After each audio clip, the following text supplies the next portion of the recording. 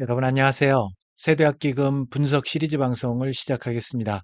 저희 구독자분 중에 한 분이 세대학기금 관련된 내용을 자주 좀 이렇게 보도해 줬으면 좋겠다라는 그런 바람을 댓글에 남겨주셨기 때문에 제가 오늘도 이렇게 세대학기금 관련된 내용을 여러분과 함께 공유하고자 합니다.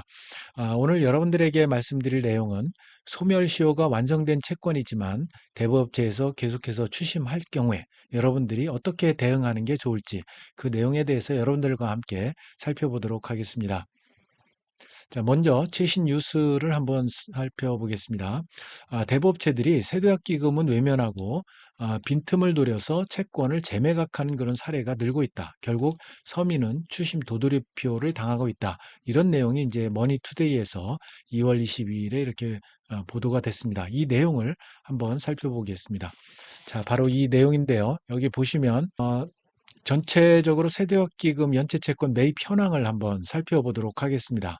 3개월 동안 총 매입한 금액이 7조 7천억 원 정도 됩니다. 그중에서 대부업이 차지하고 있는 비중이 어느 정도냐면 4.9%에 불과합니다. 그래서 대부업체로부터 매입한 금액은 3,793억 원 정도로 4.9%에 불과한 그런 실적을 보이고 있습니다. 자, 그러고요. 여기 내용을 보시면 대부업체가 세도약기금에 협조하지 않고 있다. 그러면서 채권 되팔기가 심각해지고 있다. 이런 내용이 나오고 있습니다. 정부에서 채권 매입가율을 액면가 대비 5%로 제시. 요거는 예전에 제가 동영상을 통해서 말씀을 드렸죠. 그렇지만 이제 대부업체에서는 20%대, 결국 25%를 이렇게 매각 가격으로 이렇게 고수를 하고 있다. 이런 내용이 나오고 있습니다. 그래서 접점을 찾기가 굉장히 어려운 거죠. 자, 그러면서 여기 보시면 특히 소멸시효가 이미 완성된 채권, 그래서 소멸시효가 완성된 채권 같은 경우는 일반 금융채권 같은 경우는 5년이고요. 그리고 일반 민사채권 같은 경우는 10년, 그리고 판결 확정된 채권 같은 경우는 10년 이렇게 되고 있죠.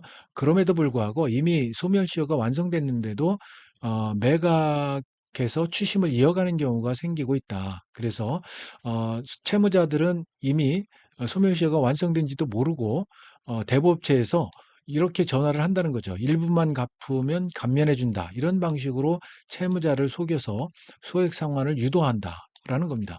이렇게 해서 유도가 돼서 채무자 여러분들이 소액 상환을 이렇게 1원이라도 입금을 하게 되면 다시 추심일자가 다시 시작이 되는 거예요. 10년이 다시 시작이 되는 겁니다. 그렇게 되면서 추심이 계속 이어지고 있기 때문에 결국 이런 식으로 채무자는 추심 도돌이표에 노출되기 일수다.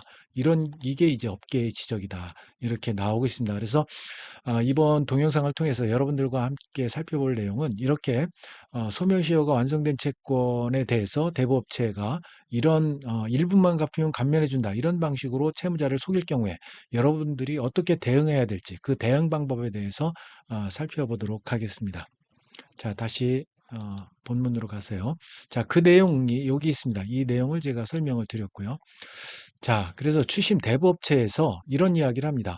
왜 일부만 갚으면 감면해 준다. 혹은 10만 원만 갚으라고 할까? 그래서 추심 대부업체가 가장 많이 쓰는 말들이 이런 말들이 있습니다. 조금만 갚으면 원금을 줄여주겠다. 또 갚으면 신용이 올라간다. 또 연체 기록도 정리해 주겠다. 형식상 단 1원이라도 입금만 해주면 원금을 대폭 감면해 주겠다. 뭐 이런 내용이 있습니다. 이거는 추심업체가 결국은 소멸시효를 부활할 목적으로 이렇게 이야기하는 거다. 여기에 속으면 절대 안 된다라는 거죠. 그래서 법 구조를 보게 되면 채권 소멸시효가 보통 금융채권 같은 경우에 금융채권이라고 하면 은행 대출이라든지 카드사 대출 이런 것들은 소멸 기간이 5년입니다. 5년. 여러분들이 연체하고 난 이후에 최초 연체일로부터 5년입니다. 그리고 일반 민사채권 같은 경우에 개인 간 거래라든지 또 임대차 보증금이라든지 또 투자금 반환이라든지 또는 소송에서 청구한 금액이라든지 이런 것들은 10년입니다. 그리고 판결이 또 확정된 채권, 지급명령 등으로 인해서 판결이 확정된 채권 이런 것들도 10년이 됩니다. 그런데 채무자가 이런 행동을 하면 안 된다는 거죠. 1원이라도 상환한다든지 분할 상환을 약속한다든지 채무를 인정하는 그런 문자를 준다든지 합의서에 서명한다든지 이런 형태로 채권자에게 행위를 하게 되면 시효가 다시 시작이 되는 거예요. 다시 0년부터 시작돼서 다시 10년이 시작이 되는 겁니다. 그러니까 계속해서 어, 추심 기간, 그러니까 소멸 시효 기간이 계속해서 늘어나게 되는 그런 구조가 되는 거죠. 결국 거의 다 끝난 빚이 다시 살아나는 구조로 0년부터 시작이 되는 이런 구조가 되는 겁니다. 그래서 실제 상황 예시를 한번 보겠습니다. 10년이 지난 채권 이미 소멸시효 완성 직전입니다. 대부업체에서 전화를 합니다. 10만 원만 내면 나머지 원금 정리해 주겠다. 그래서 입금을 합니다. 결과는 어떻게 되죠? 시효가 다시 완전히 부활이 돼서 10년 추심이 가능하게 되고 압류가 가능하게 된 이런 상황, 최악의 상황을 여러분들이 접하게 되는 겁니다.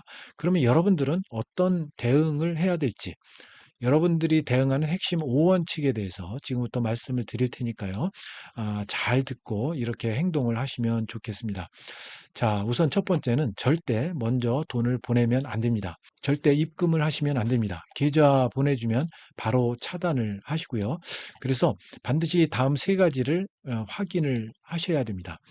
최초 연체일을 여러분 최초 연체일을 확인을 하셔야 됩니다. 그래서 금융 소비자 정보 포털 파인이라고 있습니다. 이 파인에 들어가셔서 여러분들이 최초 연체일 확인을 해 보시고요. 그다음에 판결 여부를 한번 조회해 볼 필요가 있습니다.